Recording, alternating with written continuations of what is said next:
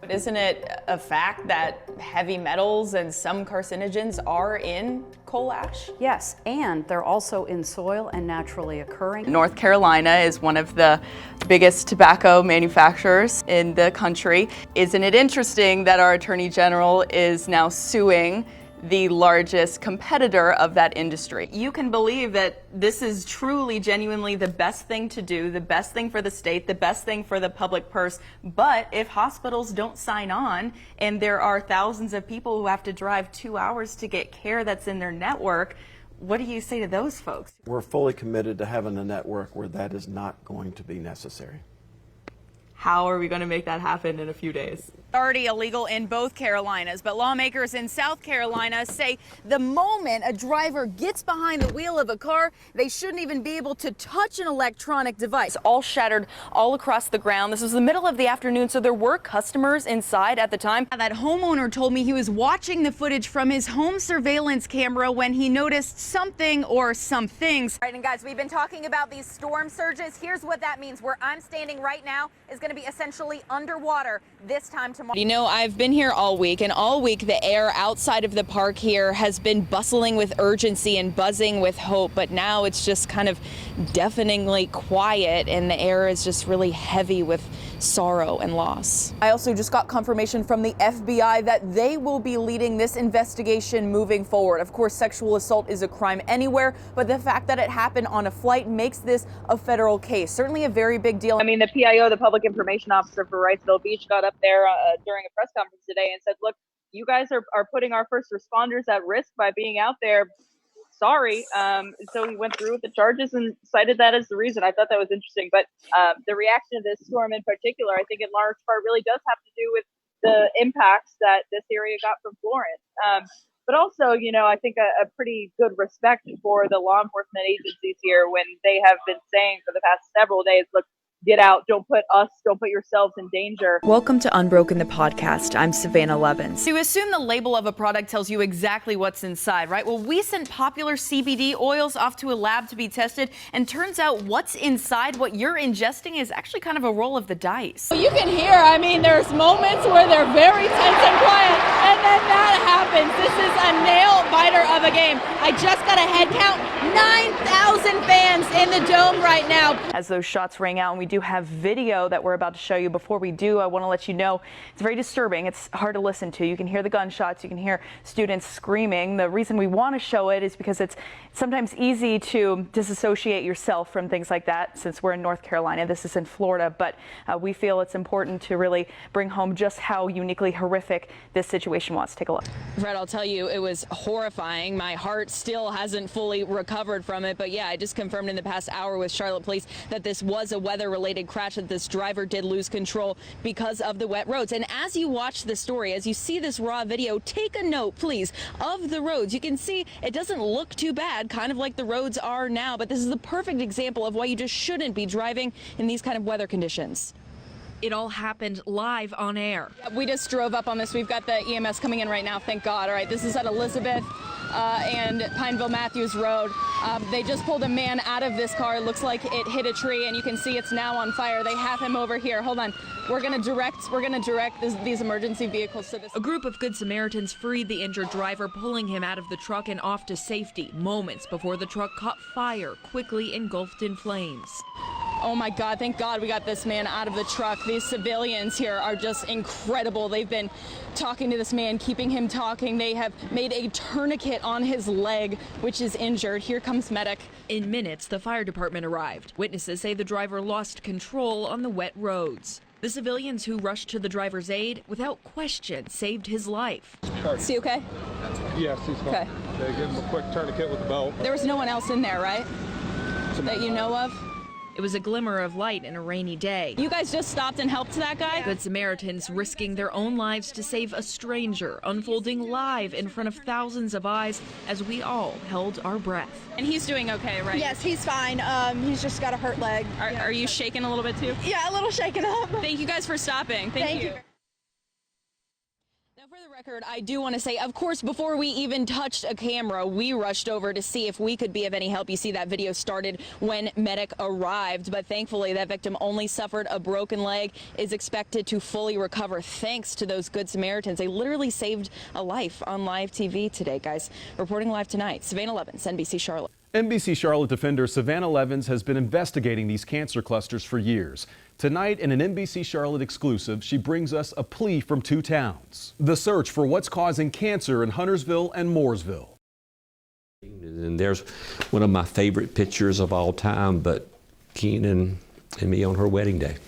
I still remember the day she called me when she said, "Dad, they found a tumor on my eye." Keenan Colbert was 23 when she was diagnosed with ocular melanoma, a rare cancer that on average affects 5 in every 1 million people. She was 28 when the incurable cancer took her life. After Keenan's death, her parents discovered several other young women who lived nearby were diagnosed with ocular melanoma too. And the next thing you knew, we were up to maybe 8 or 10 or 12. And yet no money from the state to investigate. People got scared and people got mad because, people said this could be my kid. Eventually, state legislators passed a bill allocating $100,000 to investigate. That was April 2017. Since then, the number of confirmed cases has doubled. Last month, the grant money ran out. The results of the investigation were shared with a packed room. 2 years of geospatial research, genetic testing, and soil testing turned up nothing. The potential total now 30 people in this town of 50,000 who have one of the world's rarest cancers. We can't say that there's, it's inconclusive and then say there's 4 more cases. Well, there's something there. Rob Kidwell, multi-term commissioner for the town of Huntersville, says after 2 years, they have no answers and no more money. And right now, there's no new testing scheduled. No. But that isn't the end of this story, because just down the road in the neighboring town of Mooresville, another mystery is unfolding. Back now to 2017, when 16-year-old Taylor Wind was diagnosed with thyroid cancer. Immediately, that's where people started contacting me. Neighbors on my street came to me and they were like, we had thyroid cancer. And she started wondering if maybe this wasn't all just a coincidence. I asked our doctor, is this normal that there's 3 thyroids cut out on my street? And she said, that doesn't sound right.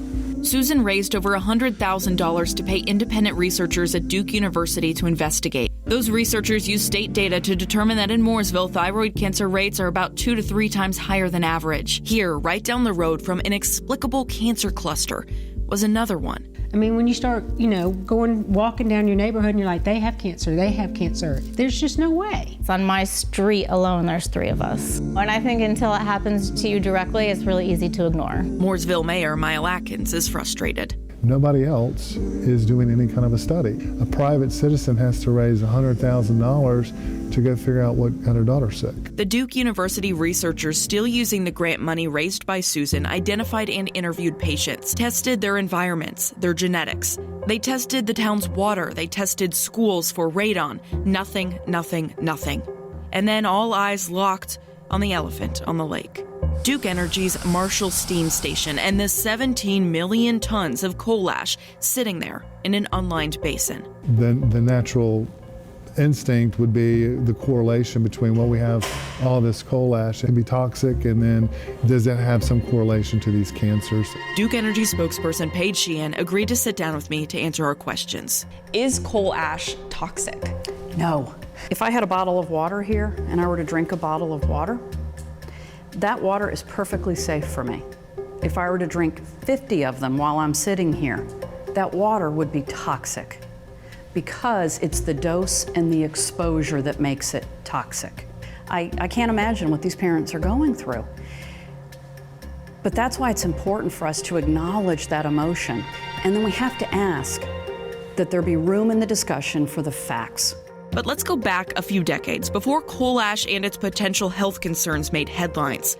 Records we uncovered from the DEQ show coal ash from the plant was once sold as construction material. People could pick it up by the truckload and bring it home. As our community was booming, there was an interest in using coal ash as a structural fill. It's not done anymore, but records show the ash was integral to the construction and housing booms in both Mooresville and Huntersville. Folks who were building homes and gardeners sometimes, that they could go up and grab a truck full of coal ash for smaller uses. Those were not documented. State Senator Vicky Sawyer has publicly opposed the use of coal ash for construction, but she's hesitant to say that's what's causing the cancer. I was very convinced that, the coal ash is, contaminating all of Mooresville. It's easy to make that assumption, but you cannot prove it. Although coal ash contains toxic substances like arsenic, lead, and mercury, there's been no research directly linking coal ash to thyroid cancer or ocular melanoma. But people who live here, people who are getting sick, argue there haven't been any studies that officially rule it out either. Until the state proves that there is no way that this could be linked, could have caused anyone's illnesses in that town. Until they can prove this, I'm not going to take the utility company's word for it. And many believe the fact that there are 2 apparent cancer clusters in our great state in neighboring towns is something that just can't be ignored. I think we'd be short-sighted not to look that there isn't a connection. If you're still wondering whether this is all just a coincidence, I was diagnosed with thyroid cancer in 2010. Consider Steve Durant. And then in 2017, I was diagnosed with ocular melanoma. While living smack in the middle of the clusters. To have 2 clusters within a 3-town radius should be very alarming for a lot of people. It just really honestly boils down to money. But so far, state legislators have not approved a penny more. Managing expectations of how government works is the worst message that I have to send. For now, here's a plea from 2 towns. Care. Care that your neighbors are dying. Care that they don't know why. Care that it could be you or your friend or your child. Hopefully another mom or dad will wake up one day and say, I need to do something. Savannah Levins, NBC Charlotte. Defenders exclusive. Environmental activist Erin Brockovich responding to our Defenders investigation into reported cancer clusters in Huntersville and Mooresville. You have to keep going. You've uncovered enough now. Not stop. Having to lie, I feel, is the saddest and the ugliest part of being a homosexual. You can't go to your brother or your sister and say, I'm hurting.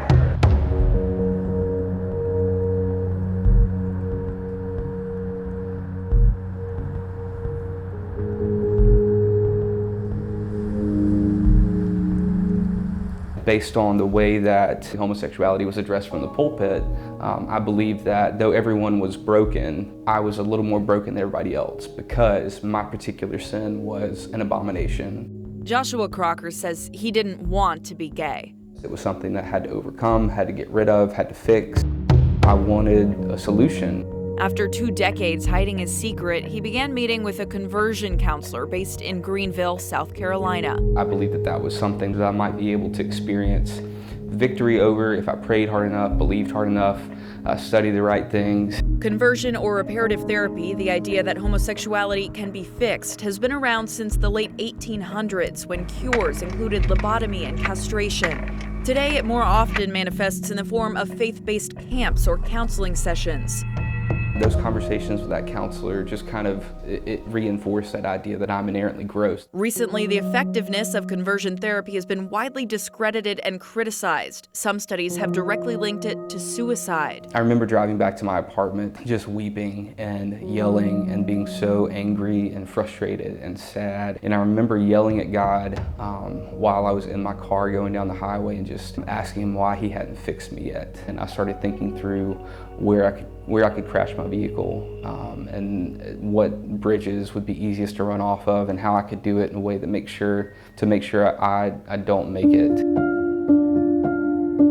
We don't have to act on our feelings, and that's the message of our ministry. Malia Allard is the executive director of New Beginning Support Ministry and a network of so-called ex-gay counselors that spans the Carolinas. We're here for people who have faith and they have unwanted same-sex attractions or unwanted gender identity disorder. Our message is about freedom from homosexuality through Jesus Christ. Malia prefers to see her work as faith-based counseling for people struggling with their sexual identity rather than, quote, conversion therapy.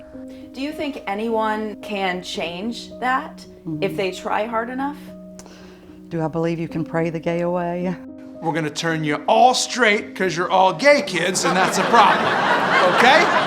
I believe if a person is motivated and they're willing to surrender to their Savior and trust Him, I believe He's capable of changing it. That belief, she says, comes from firsthand experience. I had lived as a lesbian woman from the time that I was 18 until I was about 28, but I made a choice to not act on those attractions anymore. She says that's what her ministry is helping others accomplish.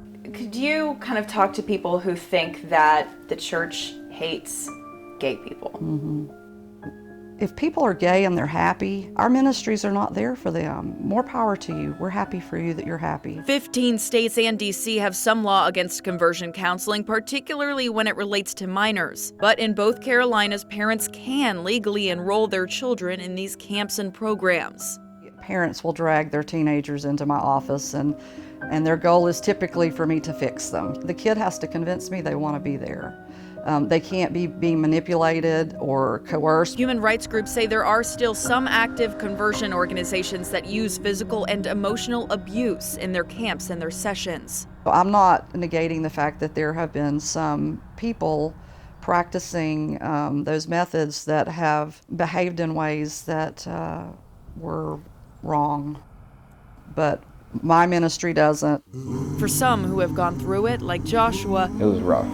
It was rough. The therapy was not a saving grace.